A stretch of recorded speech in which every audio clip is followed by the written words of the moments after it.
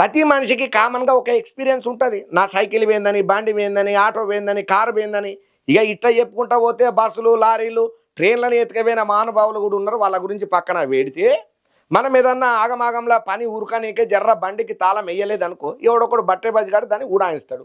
సరే ఇంటికాడనే సందులల్లో తాళం వేసేసి ఏమున్నది పొద్దుగాలితే తీస్తాం కదా ఇప్పటికే 12 అయిందని అనుకుంటే ఆ 2 గంటల గ్యాపులల్లో ఆ సూర కళాకారుడు వచ్చి వాని పంతనానికి పని పెట్టి బండ్లను ఎత్తుకపోతాడు. కానీ వాడు ఏడోసాట పోలీసులకైతే సిక్కుతాడు. అట్లా సిక్కినప్పుడు ఆ బండిని పట్టుకున్నప్పుడు కాగితాలను చూపించిన వారి అంటే కింద మీద నేలకేసి చూస్తూ ఉంటాడు. ఆగో అట్లా దొరికిన బండ్ల కోసానికన్నీ రాచకొండ పోలీసు పెద్దసార్లు ఒక బాంబాట్ ఆఫర్ను తీసుకుని వచ్చిళ్ళు. ఈ వార్త పురాక చూస్తే మీకే అర్థమవుతుంది. ఆఫర్ను మిస్ చేసుకోకండి. రాచకొండ సిపి సుధీర్ సారు ఇట్లా పోయినటువంటి బండ్లల్లా దొంగ బండ్లల్లా కీలకమైన విషయాలనే చెప్పుకుంటా వచ్చిండు.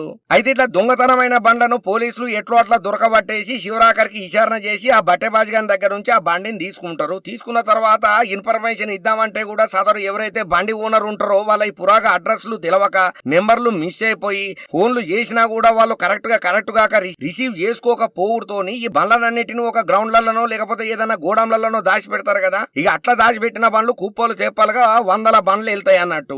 అయితే ఈ మేరకు రాచకొండ పోలీస్ కమిషనరేట్ పరిధిలల్లా వివిధ పోలీస్ స్టేషన్లకు సంబంధన చేసినటువంటి రోడ్లల్లో వదిలిపోయిన బండ్లు, దొంగతనాలైన బండ్లు ఈ లెక్కన చూసుకుంటే దగ్గర 261 బండ్లు Rachakonda city armed reserved head quarters లల్లా అంబర్పేట్ల బండ్లను భద్రంగా పెట్టిండ్రట.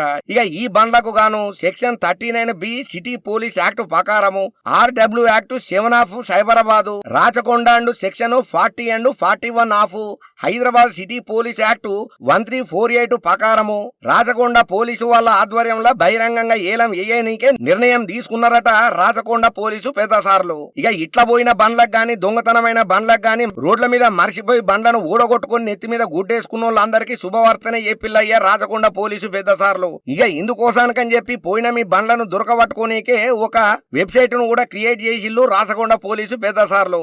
వెబ్సైట్ లో పొందుపరిచినటువంటి బండ్ల యజమానులు ఎవరైనా ఉంటే మీ బండ్లకు సంబంధించిన పురాగ ఆధారాలతో సహా తీసుకొని 6 నెలల లోపలల్లా అంబర్పేట డిప్యూటీ కమిషనర్ ఆఫీసులల్లా సంప్రదిక చేయాలన్నట.